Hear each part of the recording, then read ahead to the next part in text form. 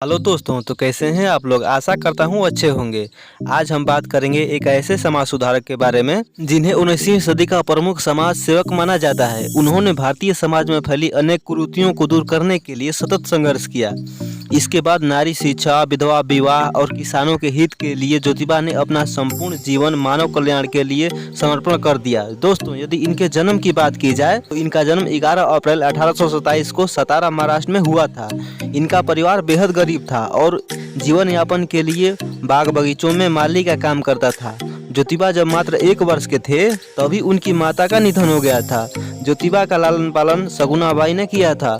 उसके बाद 7 साल की उम्र में ज्योतिबा राव को स्कूल में पढ़ने के लिए भेजा गया था। ज्योतिबा ने मराठी में अध्ययन किया, लेकिन जल्द ही सामाजिक दबाव के कारण ज्योतिबा के पिता गोविंद राव ने उन्हें स्कूल से निकलवा दिया और उनकी पढ़ाई छूट गई। इस बीच 1840 में 13 वर्षीय ज्योतिबा फुले की शादी 9 वर्षीय सावित्रीबाई फुले से हो गई, जो बाद में एक प्रसिद्ध समाज सेवी बनी।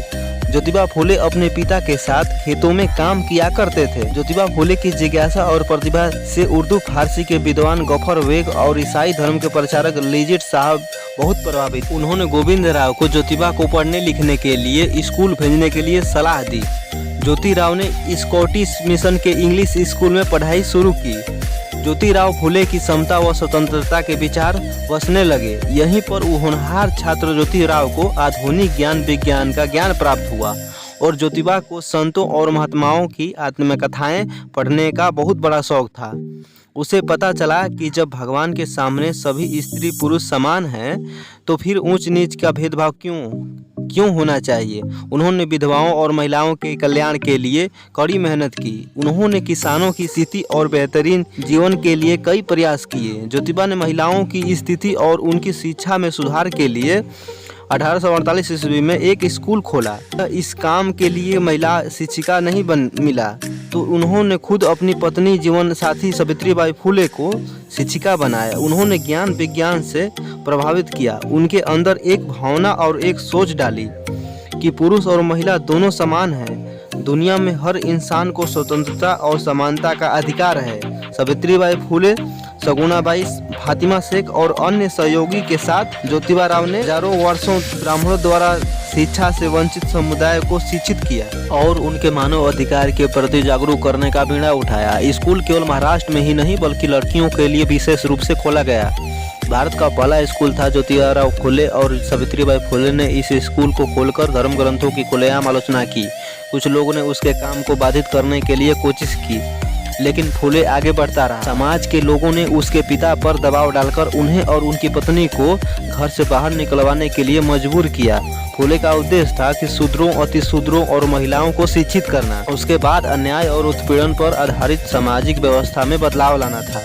जब 1873 ईस्वी में अपनी पुस्तक गुलामगिरी की प्रस्तावना में उन्होंने इस पुस्तक में समाज का दुर्दशा को अपने शब्दों में लिखने का उद्देश्य बताया कि सैकड़ों वर्षों से शूद्र, अतिशूद्र ब्राह्मणों द्वारा शासन से पीड़ित महिलाओं के बारे में उन्होंने लिखा है कि पुरुष ने महिलाओं की शिक्षा के दरवाजे बंद कर दिए थे ताकि वह मानव अधिकार को न समझे। महिलाओं के मुक्ति के लिए ऐसा कोई संघर्ष नहीं है जो ज्योतिबा फुले ने अपने समय में न किया हो। उन्होंने सावित्रीबाई के साथ ज्योतिबा फुले ने अपने परिवार को लैंगिक समानता का समान रूप दिया। उसके बाद समाज और राष्ट्र में समानता की लड़ाई में खुद को डुबो दिया। दोस्तों, हम आपको बता दें कि ज्योतिबा फुले ने समाज के लिए बहुत सारे महान कार्य भी किए हैं। फुले ने समाज सेवा और सामाजिक संघर्ष का रास्ता चुना। इससे पहले हजारों वर्षों तक वंचितों के लिए शिक्षा का द्वार खोला। उन्होंने विधवाओं के लिए आश्रम बनाया, विधवाओं के पुनर्विवाह के लिए लड़ाई लड़ी और अछूतों के लिए खुद की पानी की टंकी खोल दी।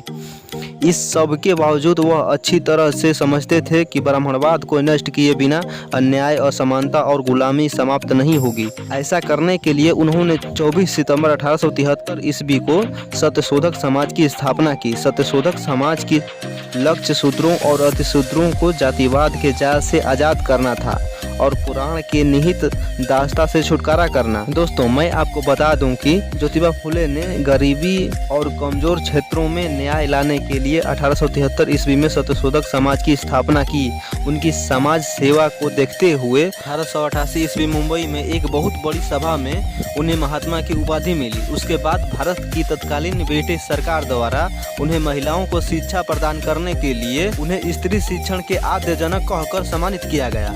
हालांकि ज्योतिबा फुले 28 नवंबर 1890 ईस्वी में हमें छोड़कर चले गए, लेकिन उनकी पत्नी ने हार नहीं मानी। अपने पति के कर्तव्यों को उन्होंने बखूबी निभाया और बाद में सावित्रीबाई फुले ने उस मसाल को संभाले रखा। दोस्तों, ऐसे ही महापुरुषों की जानकारी के लिए हमारे चैनल को सब्सक्राइब करना न भूलें। जय हिंद।